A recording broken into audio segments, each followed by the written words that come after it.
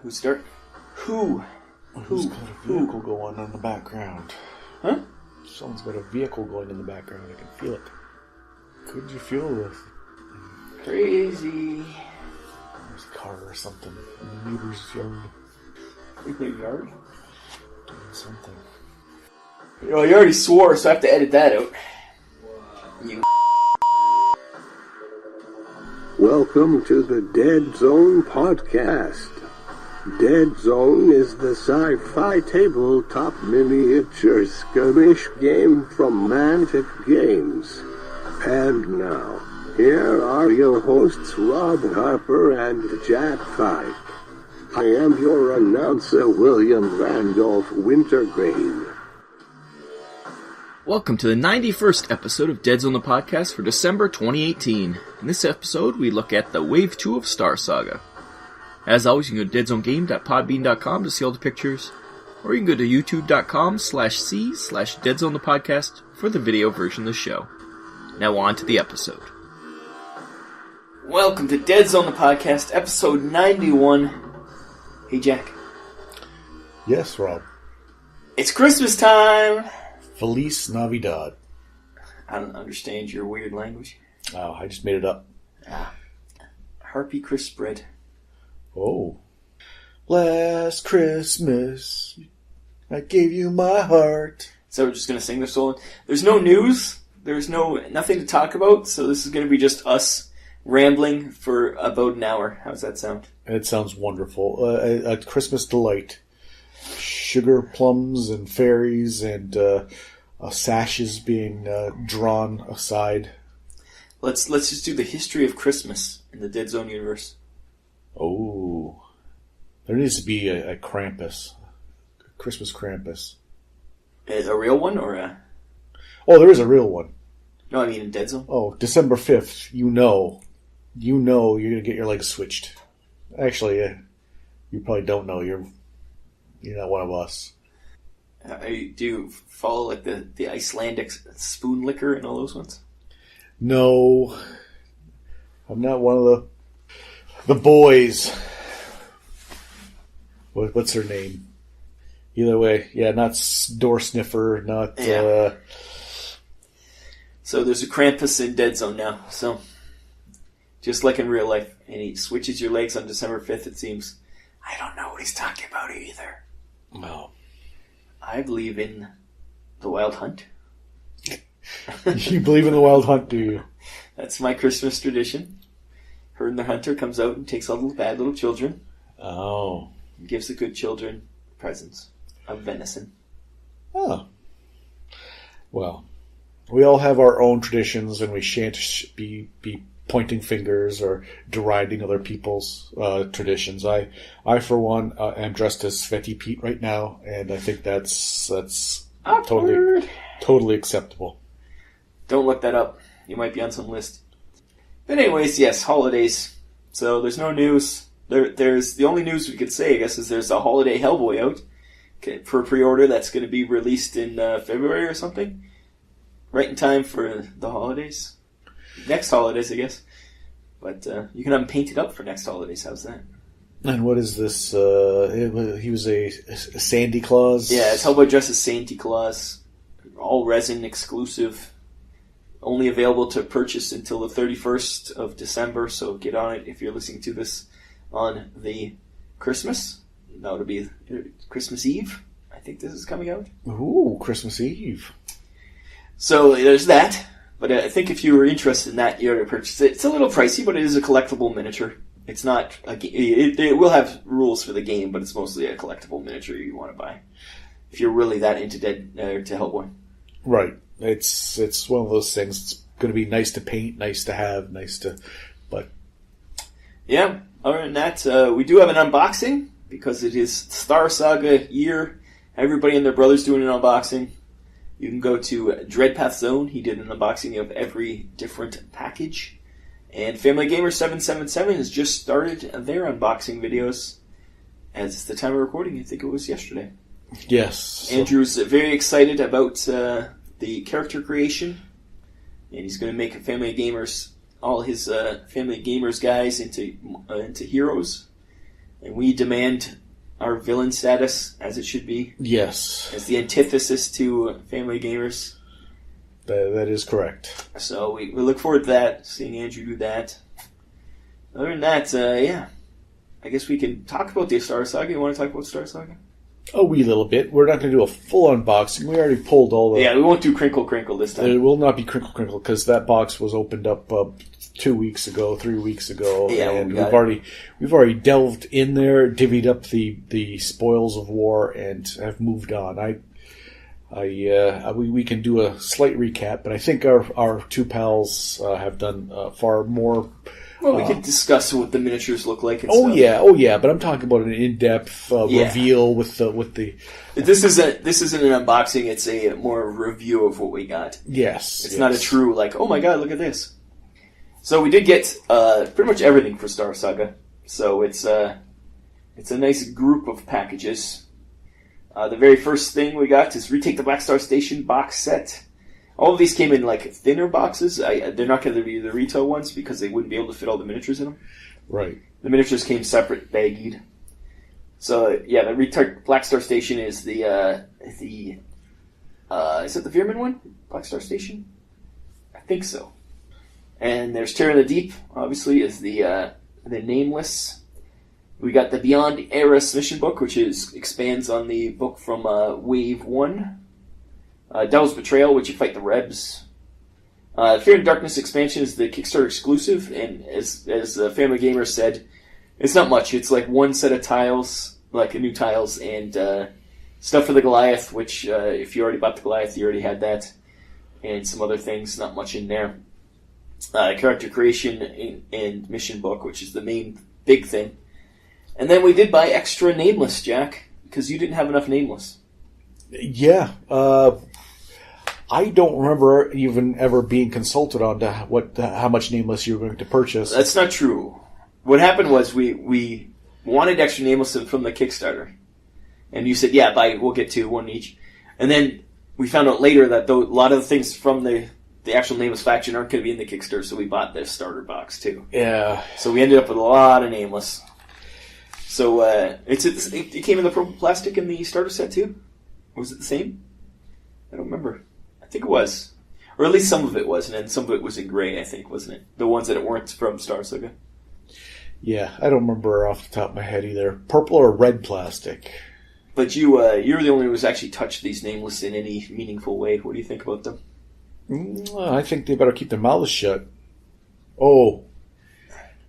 Not in that way. Not in that way.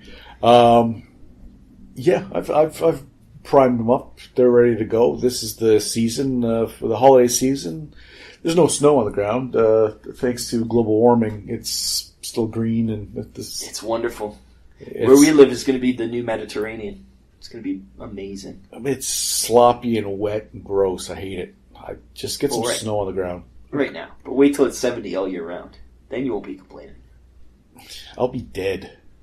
Maybe. Oh. What do you think about these miniatures, as game pieces, and real miniatures? As game pieces, they are a delight because they come on a base that fits the game. They come with just enough detail and just enough. They stand out. They've got some punch. And then to paint them, you know what? I've seen far, far, far worse in miniatures meant for painting than I do in these game pieces. So I'm not going to complain there either. I know there was a bit of a kerfuffle over some of the models that they were flat, that they were. Yeah, we'll get to those ones later, but that was one of the Nameless ones. But the Nameless ones, I don't find that at all. Yeah, and they're all one piece. They come one piece in the box. Which, Jack, have you ripped any apart yet? You will eventually, I assume. No, I have not. That is your thing, though. You will be starting ripping limbs off and moving them around. And once I start seeing how many are in the same pose, and I'm starting to go okay, that looks a little too assembly line. Then yes. Now I think we did have. We had some from the GCPDS that were missing arms at one point. Yeah, we got replacements. That was from Wave 1, yeah. From Wave 1, but we didn't have anything like that. I haven't noticed anything in Wave 2 that we're missing. Nope. We also got the Mega Bundle, what came with the Terra Deep characters, Devil's Betrayal characters, Retake the Black Star Station characters, 3-pack of Vermin minions, 3-pack of Reb minions. So I like all these new mercs. I think they all have a lot of character and interesting poses, a lot more dynamic poses. We got the big armored guy he's a Grogan, isn't he? The one with the missile launchers on his shoulders. He's got 3 fingers. Yes, he's built like a Grogan. If it's not, then I'd be surprised. It's some other 3-fingered race, but it's not an orc because the orc is the other one. He might look to me, without having them to compare. I think he looked a little squatter than the Grogans that you get from the Rebs. Like the you think so? Just a little bit, like when you. He looks pretty beefy though, with the armor on though. Yeah, like squatter. He looks. Yeah. But if you were to pin me down and say which race is it, I would say Grogan. What about the big monkey guy that looks like Dr. Zaius? Well, you how can you go wrong? You said big monkey guy. You didn't even need to. We got a couple of big monkey guys, I think, in this, didn't we? You put the cherry on the top by saying Dr. Zaius. He's got brass knuckles, and he looks like he's ready to punch someone. I love my chimpanzee all the way to chimpanzee. Ah! And then we got some other characters. I think that's is that Nastanza and the human guy. I think that's Nastanza in the front there. Human guy. The human guy he's got like a belt-fed gun. Yeah, I think it's a grenade launcher of some sort. Yeah, that's right. Yeah. And then there's the Veerman. This is the little bit of the controversy from this wave. If you haven't heard, you were cluing me in a little bit on that. I had not heard anything. That perhaps the stats were a little on the creepy side. No, not the stats. It's the fact that there were supposed to be 3 of one, or 1 or 2 of one, and 1 of the other. Oh yeah, not Deadzone controversy. We're talking model controversy. Yeah, that's top secret, not to be mentioned controversy. They had to ship us some extra arms. Yes, there was one of the type of Veermen have I think it's the one with the sword and the pistol. He has there's also like a hand-to-hand version of him, and we got, or maybe it's the one with the 2-handed guns. Anyways, one of them. It's you have to rip off his arms and put the other arms on if you want the right Veerman. To match the cards that came with the set. It's supposed to be 2 of one and 1 of the other. I just don't know which is which. Okay. But it's pretty simple. You have to rip off arms. We're used to ripping things off. But I can understand if you're not a modeler and you're buying this game as a board game, that's a little bit weird. It does sound like one of those things that modelers are accustomed to dealing with, that other people would say, well, where's the quality control? How does that happen? This is outrageous. But I think if you're in a outside of the board game and in a hobby situation, that's kind of like a non-issue. I do love the idea of getting new poses for all the Veermen, and as Jack alluded to, they will be getting their own stats in Deadzone. The new Nightmare pose, he's kind of cool, lunging forward. Nightmare or Night Terror? I can never remember which one's which. Night Terror. The Nightmare has the weapons. Night Terror is the one that's kind of on all fours, a little bit more primal looking. He's sort of like that, because he doesn't have the weapons like the scythes or the gun on top, but he looks like that guy, right? Yes, but that's the glory of these Veermen. If for those of you who have not got to hold one in their hands, they are a whole different breed than the ones you're accustomed to. They're instead of having the mining subterranean aesthetic, they've got a whole other techno electrical kind of They're called like shockers, and I can't remember what the others. There's fuse and all these volts, and the leader's name is Ohm's Law. There's a whole gigahertz is we may be making that last bit up. But so, the Veermen, I like the look of them. It is annoying that not annoying, but it's just weird that they have to switch out some arms, which I'm fine with. And it's a lot of modeling possibilities there. We got quite a bit of them, too. There was quite a few in here. I think we got 3 packages full of each of them. So 3 of each set. So when the Veerman Centipede hybrid gets on the board, no one could be surprised. Yeah, that's right. And then there's some more heroes. We get the, Adasora, the sumo guy with the big gun. Yeah, the Matsudan. Matsudan, that's what they are. And the Asterion with the bird on his shoulder, I think it's a him. And then we got some of the Blight and Terror. Blight and Terror. Terror's the one that nobody seems to like, right? Or there's a Blight that nobody seems to like. The one that's the squiggly headed with the scythes on the arms. That's a lot of people don't like that model, and he is kind of strange, but he's fine. But I've yet to see like some of the models that we see, even right away, the showboat models get painted, and you get to see, oh, okay, and then you get after that first wave, then people are making strike teams, so then you start seeing the inkers and stuff. I don't know if I've ever seen a model of even one of those painted. Never mind. What is his name again? The Terror? Is it the Terror? Yeah, the Blight's the other guy, right? The fat guy. Yeah, like I don't. Yeah. I don't know if... Is he a specialist or a hero? Is he the specialist one? I can't remember which one's which. Is he the leader? I think he's the leader, and the other one beside the Blight is the specialist one. I think so. But yeah, you're saying a lot of people don't... I have not... Now, I'm not on the Twitter, or I'm not doing TikTok and all those other things. So if on Imager and on Instagram, there's all these pictures of these that you've never seen one painted up, really. And we have enough people in our listening audience, our community, that send us pictures, and no one sent one in. So if you have painted up a Terror, please do send it in to either deadzonepodcast@gmail.com or hit us up on the Facebook somewhere. Because, we'd like to see this guy painted up. Because we've seen a ton of different things. Yeah. Daily we get these things, and I don't think I've ever seen one painted. Yeah, it's interesting. We also got the Vermin Hero. It's a progenitor, and the new Brood Mother. I think she's called a Crone Mother. Is that one? Where her staff is the bendiest piece of plastic we've ever seen on the planet. Yeah.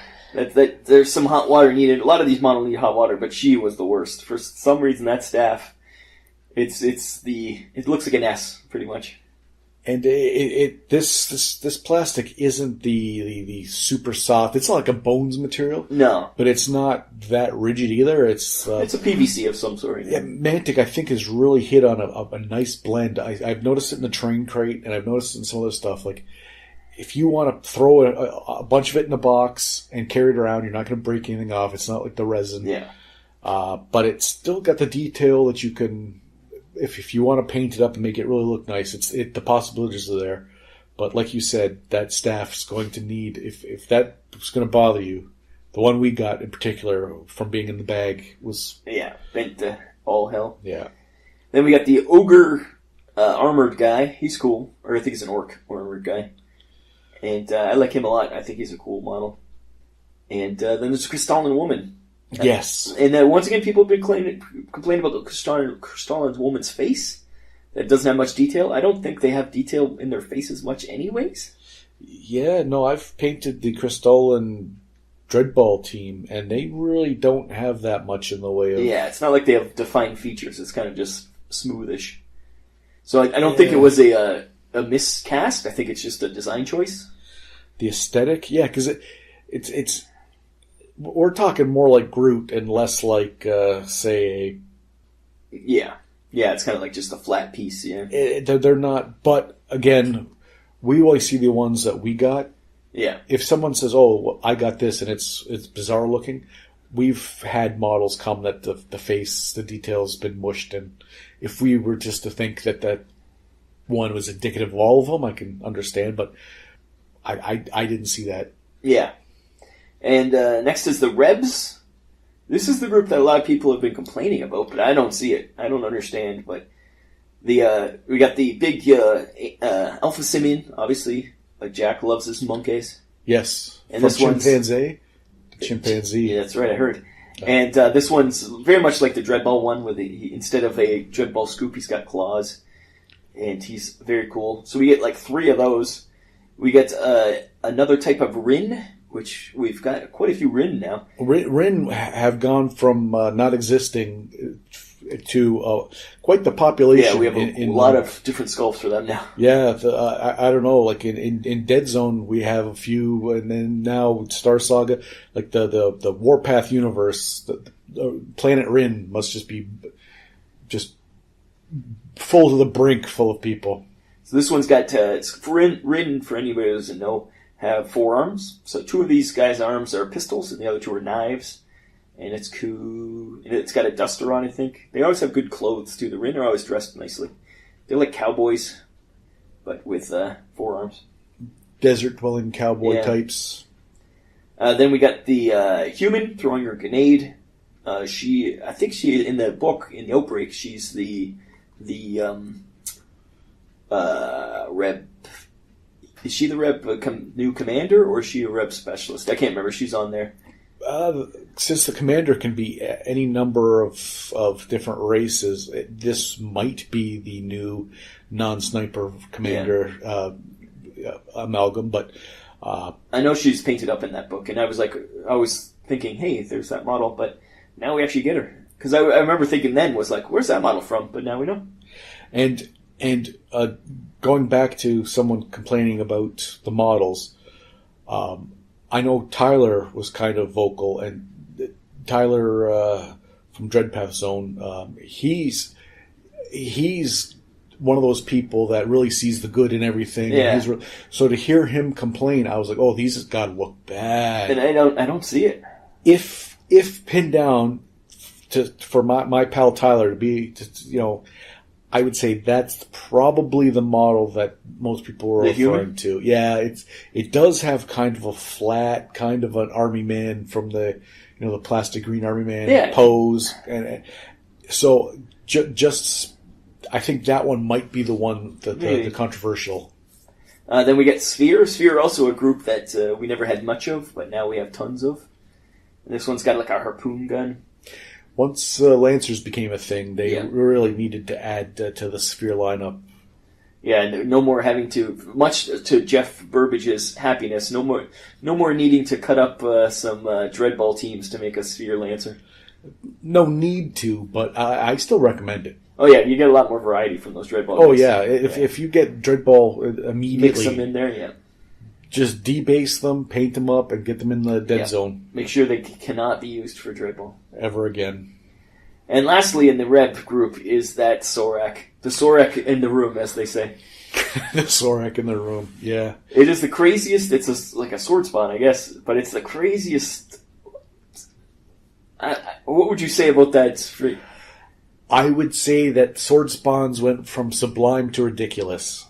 Remember the? Yeah, they used to be saying they're kind of just their 2 knives. The metal sword spawn model is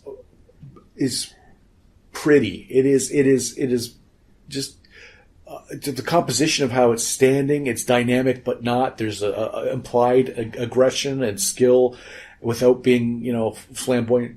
This guy, he looks like he's breakdancing. He's gone berserk. Yeah, he looks like he's spinning. When you do breakdancing, you put your hand up and you spin on your other hand. Oh yeah. Axel F playing in the background, and you're on your cardboard box with the. Yeah. So I have one of these, and I actually cut him up and changed his stance completely because this is just—it's fine for one. Maybe it's like the Prancing Goblin. Having one like that would be like, oh, that's that guy's cray cray, and you go, yeah, that's Crazy Bob. Crazy Bob, he's he's a sword spawn, but he's not like the rest of them. If you have, say, 3 of them and you field them and they're all doing that, then it looks weird. It looks like the Soraks are just, I don't know. Yeah, I did originally try to hot water him into a new position, but all the joints are really thick the way he's working. I eventually had to cut him up and reposition him, because there was just no way to move those joints around as much as I needed to. Yeah. Pretty much I put both hands on the ground, and the sword's kind of behind him, like he's charging forward. So if you're playing Star Saga and you have one of them, and that's fine, and it's wacky, you put him with all the other ones, and all the rest of them are looking pretty reasonable, pretty static with the Sphere and the Rin. He stands out for his wackiness, but for Deadzone... Yeah, you want some normalcy. You want to go find the original Sword Spawn model. We also got some more minions. Since with the creator, what is it called? The character creator and mission creator. They needed to add some more fodder, so they gave you a set of. This first one, I think, is it the Stage 3 zombies? Or Stage 3 A's, because I can see a weapons team there. Mortar team. So it's Stage 3 A's, the regular Plague. Right, there's 5 Plague, the 3rd generations, and 1 Plague Hound. And then there's the Plague Zombies, 5 Plague Zombies. Which, even for Deadzone, that's kind of nice. Yeah, you get extra Plague.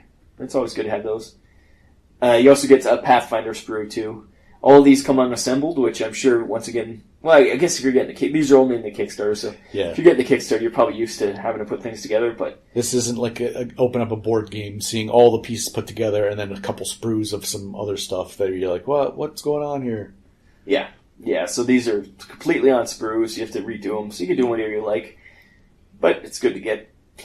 we've talked about those sprues before. Jack isn't a crazy fan of the Stage 3As anymore. Again, the new ones are head and shoulders bigger than the old ones. And they've got more detail, yes, and I can see it's a controversial to say that the older ones are better, but I just found the new Plague Dog doesn't stand properly. The legs are all wonky on it. The head's a little weird.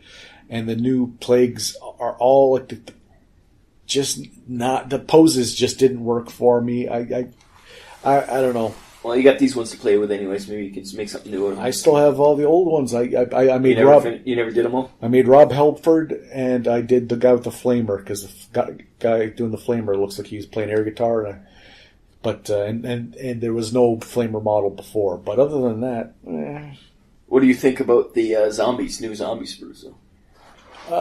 Are they new zombies? Well, they're the same zombie sprues. Oh, well, we got more zombies than but they're fine compared to. They're more like the old Stage 3s. Oh yeah, and they've got two benefits. One, there's a torso, and then there's the legs. They all can intersperse with each other. Then they've all got heads. There's no A goes with A goes with A goes. Yeah. There's you can do whatever you want. They're just ratty enough, and a lot of them have no technology that if you were like, okay, for Kings of War, I need some zombies. A lot of those pants and a lot of those torsos. Pretty generic enough you could do. Yeah, as long as you don't put the helmeted heads on there or put the hand with the wrench in it, you can. There's a lot you can do with those sprues. If you've got enough zombies, you can do something cool with them. I found with the Pathfinder sprue too. I've been using that to do for Adepticon. We're doing me and Rick Hall are doing the G.I. Joe 2nd Annual Classic. This time he challenged me. He's going to be bringing Cobra Law, and I'm bringing Slaughter's Renegades. So I needed some generic bodies to make some G.I. Joes out of. And I think the Pathfinders are my go-to. They have pretty generic military-looking bodies that you can do a lot with. So. But I've seen the pictures, and I don't see Sci-Fi, and I don't see Tunnel Rat. So no, Tunnel Rat was on the short list. Sci-Fi is not one of the Marauders, but Tunnel Rat is, and he was on the short list. I just couldn't fit him into my list point-wise, really. He's a sniper, so even though the funny thing about Tunnel Rat, he's supposed to be a guy going through tunnels, and he has the longest gun ever. It never made sense to me. And there's no basketball player. No, there's that. They never made a toy of him. So I get the 3 Renegades, and I got Lieutenant Falcon, who I had actually sculpted his head. These will all show up later once I get them all painted in the our stuff.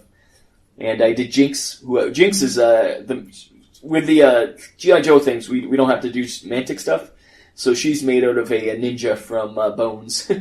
Oh, I had to redo her hands and stuff, and then Sergeant Slaughter. And his Triple T, I'm doing that too. So all that'll show up as we get closer to Adepticon. And we know we'll have to show Rick Hall's work. Yes. Well, I think we have some later in the shoutouts. I saw one when I did my cursory examination, but I know I've talked to Rick, and there's some other things in the works. But back to Star Saga, there is more of the heroes. We got another Rin.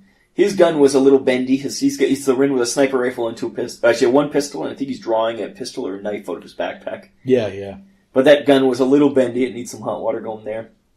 We got the pretty awesome Teraton with the data pad. He's got his gun out. I think he's pretty cool.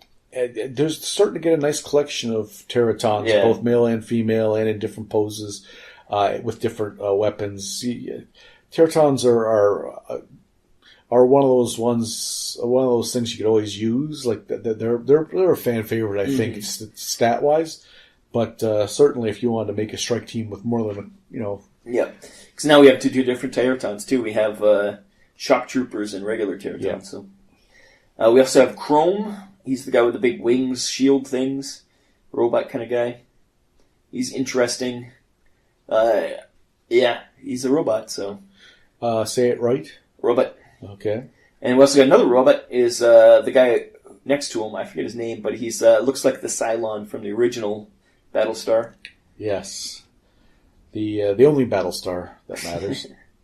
And there's a Pseudoshan, the worm-like guys from Dreadball. Who I mistakenly thought was Forlom, but I didn't know the... No, Forlom is the robot, and Zuckuss is the other guy. Yes. Even though in the original toys it was the other way around. Yes, it was a long discussion about this. Yes, and I know Zuckuss. I've still got my Zuckuss. He's one of my favorites, but I always thought the sidekick there was Forlom. Forlom's a robot. Yeah. Zuckuss was that bug head on the C-3PO body, I think, pretty much. Yes, it was. Yeah. Yep. And then Forlom was the for love of money, the robot. Oh. That's what Forlom means. Crazy Star Trek. There were shrieks. I heard gnashing of teeth and rending of clothes. Oh, he was joking. Yeah. And there's also, I think, another orcs. Yeah. And then, of course, the Goliath. We finally got a Goliath in our hands, the size of him. You could kill someone with him. Big piece of PVC. That's a big model. Yes, he's heavy duty. What do you think about? I haven't really, other than looking at him when we first got him and feeling his size, he is quite large. You'll be able to see him across the dead zone. Like, I understand that for Star Saga, the line of sight is not going to be as crucial, but there's no cover. Well, there is cover, but not like that kind of cover. It's not going to work the same way. And there's no true line of sight. Yeah, but if you want to get a beat on this guy, it's going to be hard not to. Yeah, you'll never get full model though, probably, because there's no way he's ever going to be open. No, those tendrils and everything hanging out all over the place. You'd have to have a dead zone board, which is literally like 6x6 with nothing in it for him to get a clear shot. I've seen a few of these painted, and they're base. Everyone kind of goes the same way with the original Mantic paint job and stuff.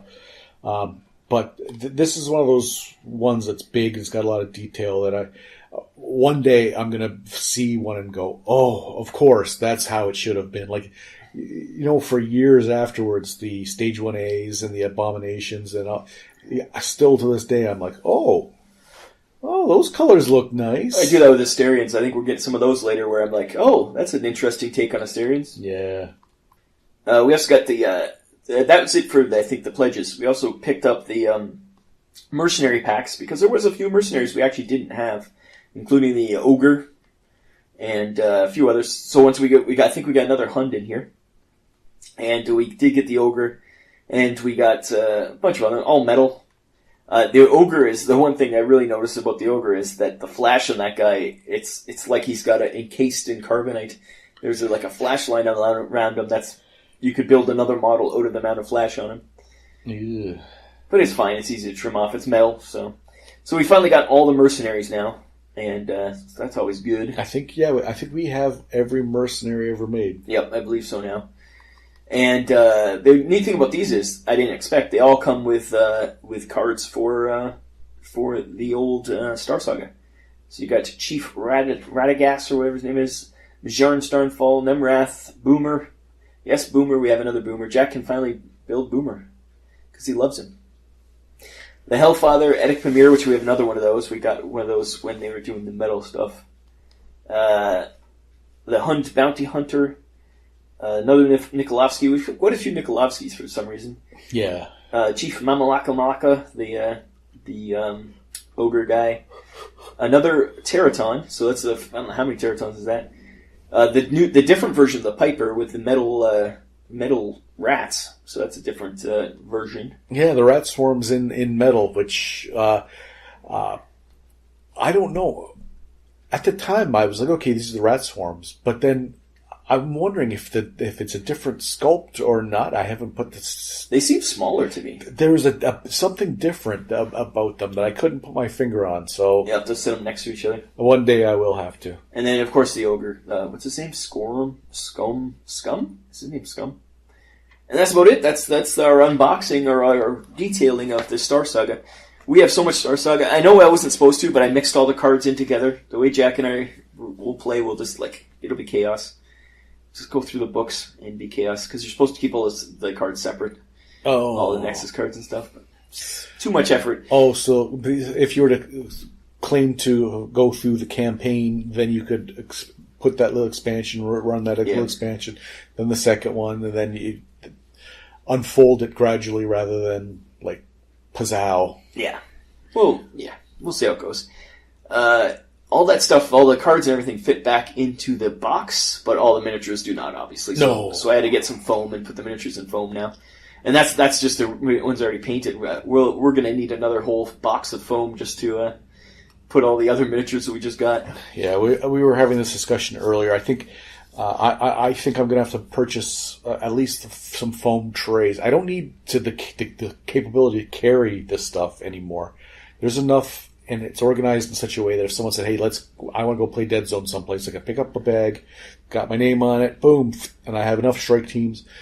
But I do need something like some foam to start fitting some guys in storage now rather than mobility. Yeah, it's crazy. It gets out, especially with these board games, it gets out of hand quickly. It got out of hand real quick. When we started pawing through all the miniatures, I was just like, oh my god, what do we need all these for? But for Deadzone, it's going to be a lot more variety, at least, especially the Rebs. The Rebs were really lacking in. They had variety of characters, but not a variety of sculpts. When we laid all our guys out, we did notice that it was very lacking in the Rebs department. We didn't have as many Rebs, different types of Rebs as everything else. Yeah, that's changed astronomically at this point. I think if you were to probably put them side by side, you've probably doubled the amount of sculpts.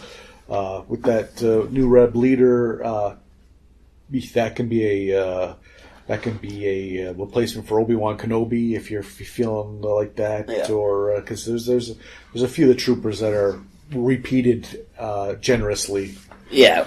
Plus, as a trooper, you don't have to be human. So then you can throw the Rins and stuff. The spheres don't have to be sphere lancers, but so you can really.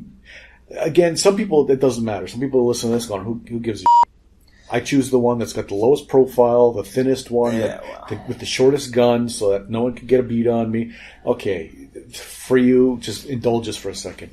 Making a strike team that has all the different poses, you can name them different things. Not bored that you're looking at the same guy over and over again. Yeah, and you make the between the bases having a little bit of je ne sais quoi, the different models and stuff, and then you can it's much nicer than on a chessboard moving up a pawn looks like a pawn. So end of rant. But yeah, so we have a lot for Deadzone and Star Saga, obviously. And as they said many times, all the rules committee, these are all going to be getting stats for Deadzone in the next book coming out in, as we talked about last show, in June, I think they said finally, or May maybe. They said earlier summer, so we'll see. The new containment protocols. Did it have a name? It did have a name, but I can't remember what the name was. Escalator. Yes. The kid's on the escalator again. Anyways. That's a throwback to the 90s. Yeah. There's people who've lived and died, whole generations have gone since the last time that was relevant. But yeah, so it's we got lots of fun stuff to look forward to. In the coming months, I think we'll get much more background on what's happening with that, with the Mantic blog. I'm sure by the time this comes out, we'll have had actually some of that come out. Yes, and some of the stuff we're not allowed to talk about, we'll be able to talk about. Yes, so we have some excitement in the future to talk about. Yes. And, so we'll take a little musical interlude and we'll come back with some shoutouts. Last Christmas, I gave you my heart. Hey, this is Jack from the Deadzone Podcast, and you've been listening to the Deadzone Podcast. With Jack from the Deadzone Podcast. So much Deadzone Podcast, it'll make you vomit.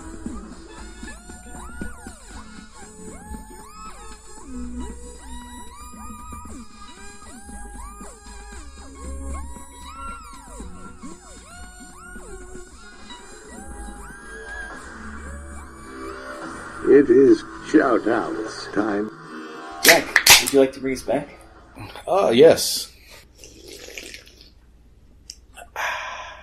Welcome back to the Dead Zone Podcast. We are episode 91. We are balls deep into this episode, and it's time to get to the nitty-gritty. We're going to do what we like to do. We're going to expand upon the community and see what's going on out there in the ether.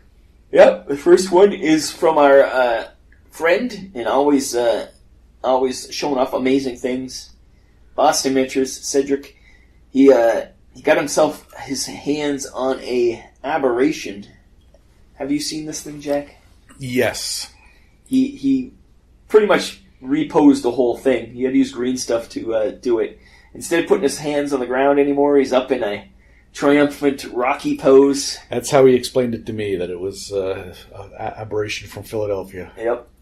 It looks like he just ran up some steps to some music. And, he's screaming to the heavens with his fists. He had to green stuff new fists because that fists are on the ground. Yes, they are kind of flattened. So he had to fix that. Plus, he had to fix his joints everywhere, rebuild his chest pretty much because the way he's standing, it's pretty impressive. And, he's a crazy aberration. So Cedric's always doing crazy stuff. He doesn't rest on his laurels. He keeps going. No, and and rightfully so. He won for his diorama from Mantic on the golden paintbrush of a brush with death and he's always inspirational, but also impressive when you see stuff in picture form and online. But Coach told me that he's met him in person and said it does not do justice when you see his work in picture form. So he said it looks even better in person. I can only imagine. We'll have to get out to the East Coast sometime to see him. Coach met him at that Massachusetts tournament, I believe it was in, where he went up last summer. We also get something from Henrik Hammerin. Hopefully that's how you pronounce your name. There is an accent, but that sounds very Nordic. An accent? A Scandinavian, so I think I was pretty close. It wasn't a French accent. No, it's not an accent goûté. It's an accent aigu. Aigu, but it wasn't an umlaut either, though, was it? No, it was not an umlaut. Okay. So he did some Asterians, and as I was saying earlier, I do like to see me some interesting paint jobs on Asterians, and these guys look amazing. They're black, but they have purple accents with yellow, and I think they look great. Yeah. I've seen the black and purple before, and black and blue before. Like those seem to be like what you would do, and then you just throw like that giant pauldron, yellow pauldron on the tips, the weapons. It punches it right up. Yeah, it adds that flair to it. And I like it. And the bases are painted in the red Martian soil of the outbreak containment, the mat that came. For those who didn't purchase that, I don't know why you wouldn't have. But in the Deadzone 2 box. The mat isn't the gray that everyone's accustomed to seeing, so it's got a reddish Martian, and I think that helps make the models stand out. It's not blending in, it's not washing out. And he did some blue like highlights on the black, and I think that might even be color shift paint, because it does give some, especially on the drone, you get some weird color variations along that black. So there might be some pearlescent or color shift going on there. Because there's greens and stuff too. Yeah, it could be. So, and I hate when people are able to paint gems like that. Oh yeah, that looks like a real gem. That looks like he stuck some like a real gem. Yeah. I've changed my mind. You hate this guy because he did too well. Henrik, you're mocking and ridiculing of my subpar painting skills has gone too far. You're banned. Yeah, that's it. This is the last time you'll be on this show. No, we hope to see more from him. He's a new name, so we hope to see more. Thank you. We also got another accent. We got Sagen Ventura, I believe it's pronounced. He did a lot of Star Saga miniatures, and I really like it. He did the classic blue gloves on all his scientists. Yep. What is it? Gloves of blue, 2x2. What is it? Leaves of 4, eat some more. Something like that. But yes, he did all his things. He did his experiments in a brownish kind of carapace. I like that. But he kept the theme. Blue theme is for his Maison Corporation here. And that's... Having had those models, there's a ton of straps on those guys. Yep, on the GCPS guys, yeah. Just an inordinate amount. I wasn't going to be me tinkering around with all that stuff. But he did blue with like a beige-ish straps. I think that turned out really nice. I give me 1 or 2 models, and they'll come out, and I'll take the time. There's like 10 of them. No, thank you. I can't do it. And he certainly did. Yeah, it looked really nice. And he did a Strider, and he did him in that blue color again, but with red highlights, the red visor and red pauldron ends. He looks pretty nice. And really good job. He's added these cables coming off the chainsaw, wrapping around the back. Yeah, I didn't notice that. You're right. Yeah. I don't even know where those are from, but that looks really might neat. Be some green stuff going on there. Could be. And he also did his tanks and stuff, the scenery, and he did them in blue, like watery color, and in a nice, like almost like whale painting kind of look to them.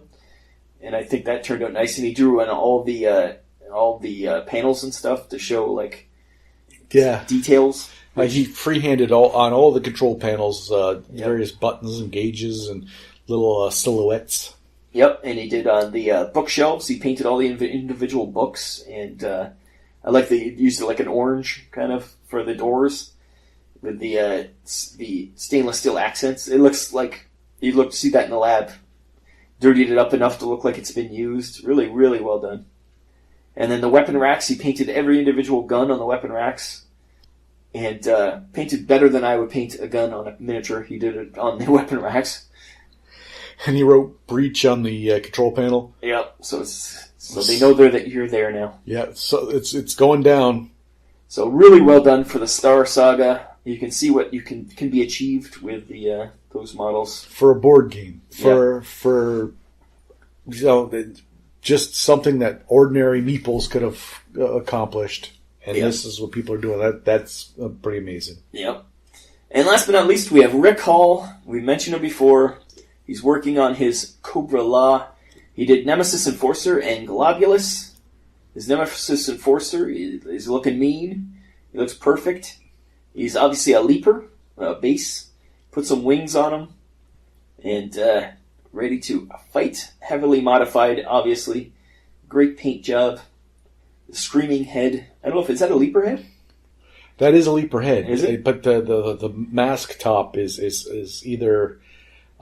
painted in to resemble, like to use the natural contours to make the helmet, or some sculpting was done. I don't know for certain. But I don't remember Nemesis Enforcer having those backwards blades on his... Oh yeah, he had elbow blades. Oh. That was the best part about him. That's all I'll give him. Well, that's true. He's the only good Cobra Law. And the next is Globulus, the leader of Cobra Law. This is once again a plague body, but then he used a snake. I don't know how he got that snake bottom part. It must be like a 1T or something from like Some a other Bones game, yeah. or something. But it. And then he switched out the head. I think he said he had some GW heads that he was putting on these guys. And a really good job. My Slaughter's Renegades are going to beat him up, but they'll look good doing it, at least. Oh, yeah. Yeah, because Globulus, he used to spit spores. Yes, he had some weird powers. Like, come on.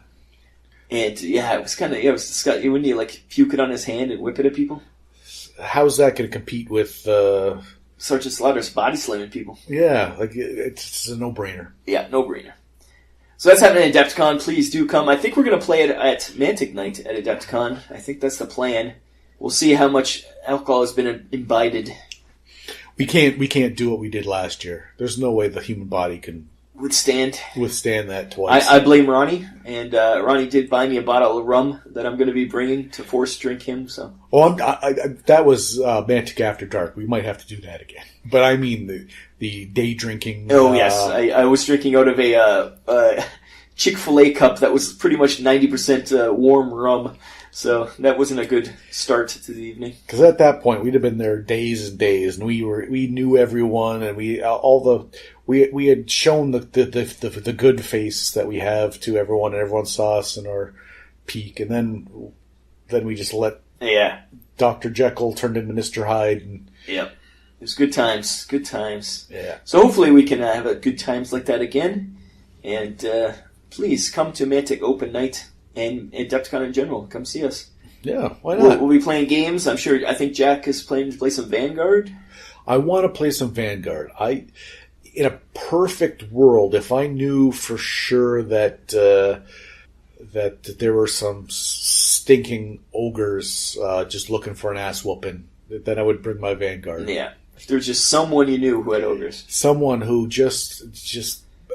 If the more they looked like Urukai, but just with more feces on them, that would even be better. Yep. And like I said, I'll be playing at least one game against Rick for some Deadzone G.I. Joe. Please, Mantic, pick up that license because we don't want to have to keep making these. Or at least Transformers. Maybe next year we'll do some Transformers. That might be a little harder, but... Ooh. I'll be F1. F1? Is there one called F1? I don't know. I'm not up on Transformers like I am on G.I. Joe. Okay. Jetfire, he's the only one I know. We're also going to be planning to... Jack and I are running Mech Zone, the mech battles, so if you're interested in that, it's going on Friday and Saturday. Don't sign up for the Friday ones. Yeah, no, we want Friday off, so... If we can avoid doing it Friday, that'd be... Yeah, sign up for the Saturday ones, because Friday is also during Vanguard and Deadzone, so everybody's going to be playing those anyways. Come sign up for Saturday. We'll play some Mech Zone. It's sort of based on the old rules, but a whole new format, and it should be fun. No need to bring your own mechs. We have them supplied with pilots, and it's going to be fun. And also, we're going to be doing our anime mech battle. We're going to be taking Striders, and thanks to Brian Novak and Rick Hall starting this, they started designing Striders to look like anime characters, especially Gundams. So Jack and I are going to get on that. I think Jeff Burbage, said he's going to get on it, and we'll see who else jumps in. We'll be playing some mech battles with those two at some point. So probably after dark, one of the nights. Should be fun times. So yes, the only anime I've seen is Princess Mononoke. So to be able to turn a Strider into a forest spirit is going to be very difficult. What about Totoro or someone like that? Totoro, oh yeah. He's going to get some fake fur. Give him the white mask and a black cloak from Spirited Away. Spirited Away, yeah. Some gold coins. Oh, okay, yeah. Yeah. That is what we're doing, right? Anime? Yeah, it's based on any anime, yeah. Okay. I'm not revealing what I'm doing, but I know Brian Novak, he's got quite a few different ones, and I'm sure if you came along and didn't have a mech, he might let you borrow one, but he's done Gof from Gundam, and I think he's done a 79 too, maybe, or maybe an Easy 8, one of those. And I know Jeff's done one at least, or not Jeff, Rick. And Jeff said he was going to do one. I think Jeff said he was doing the one with all the machine guns. It's got like 5 or 6 like Gatling guns hanging off the side, so that'd be fun to see. And it's going to be, I think we're going to try to do it WYSIWYG, so it's, we'll just, whatever you got on your mech, we'll put the rules on there. So I don't think it'll be a very even fight, but it'll be fun. Oh, okay, well, yeah. And, so that's Adepticon coming up. We are designing mechs, and we'll have more of that in the new year. Once we get them all painted up, we'll show them off, and we'll probably put the rules up for people to beta test. The rules themselves are just Deadzone, pretty much, simplified Deadzone. But we want to make sure all the mechs are balanced. That's going to be our main focus on the play testing. And even if we're still play testing before Adepticon, after Adepticon, the rules will be all available. And if you've got 2 mats for Deadzone and some mechs, you'll be able to recreate it at home. It's like the play at home version of Family Feud. That's right. And I know also at Adepticon, Pat designed Deadzone the movie, which it's sort of like every 80 action flick where you're fighting to see how long you could survive. I believe it's against wave of plague. I think it's plague zombies, maybe.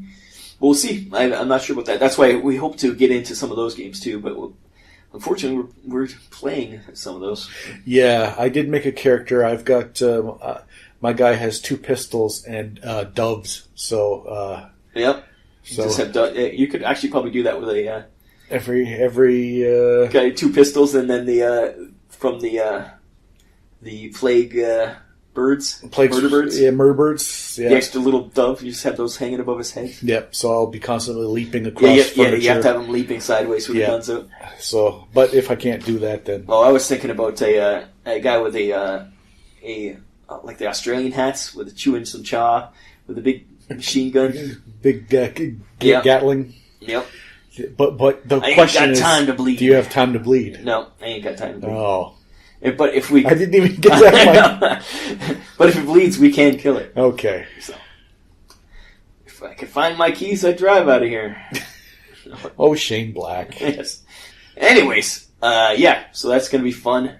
And like I say, you don't have to be at Adepticon because all these will be. We'll put all the rules up so everybody can play these at home. Yeah. And come the new year, it's almost the future, Jack. It is almost the future, but right now we've got to get through the holidays.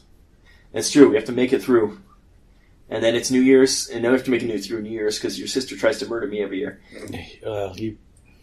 It's more of an assisted suicide situation, if you're really going to be honest. She's my Kevorkian? Yes. You've asked for it.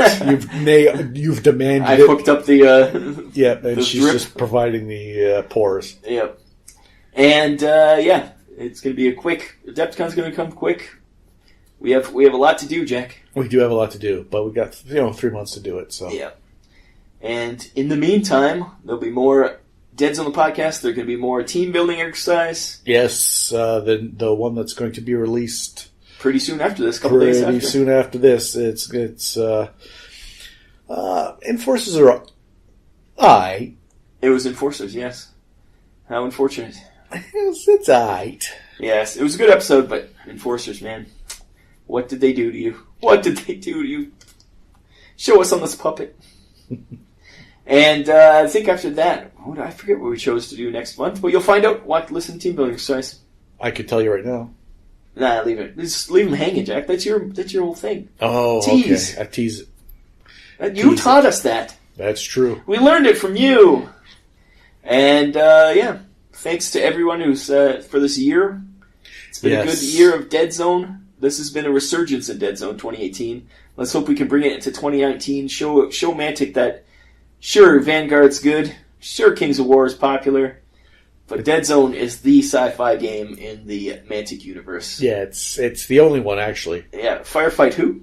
But, I would just, thank you for listening. Thank you for those who participate by sending us stuff and interact with us. Thank you for sure our patrons who've decided that we're worth a little bit to offset the hosting costs.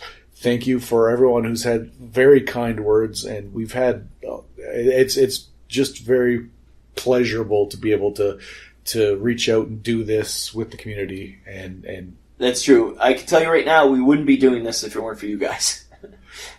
It started off as a labor of love. Now it's just a thing we do for you. It's purely an obligation Yeah. at this point. Where we're if given our druthers, we would not do it. We just Jack would be playing his guild ball, and we would just pack it in, and I'd just be online playing BattleTech. So yeah. no, we do love it. We love you guys. We love Mantic, and let's see Deadzone get that to that next level next year. Next year, yes, we're going to push even harder until people are like, "Oh my God, Deadzone is the game for." Yeah. It's Mantic might be known for Walking Dead and Hellboy coming up, but their own IPs. It's going to be Vanguard and Deadzone. Yeah, Kings of War is going away. Firefight's dead. Those are the ones you focus on, Mantic. Remember that. That's pretty blunt. That is. No, it's good. Yeah, and we do know what's coming down the pipe for Deadzone, and we do have a bit of an inside track on a lot of stuff, and it's getting better. Things are there is more. I wouldn't say it's getting better, but I think it's maintaining its goodness. Okay, yeah. I don't know if better is the word. Then I shan't say better. I will. It's maintaining its level of amazingness. Yeah, and new releases all the time, which is that's why it is getting better. Right in that. Maybe the game isn't getting better because it already is pretty damn good. But yeah, there's no need to tinker too much with the game, but the actual release schedule and the amount of rules coming out, like I said, it's all those Star Saga miniatures getting rules. Yeah, it's they work in those rules committee guys to the bone. Their fingers are literally just bones at this point.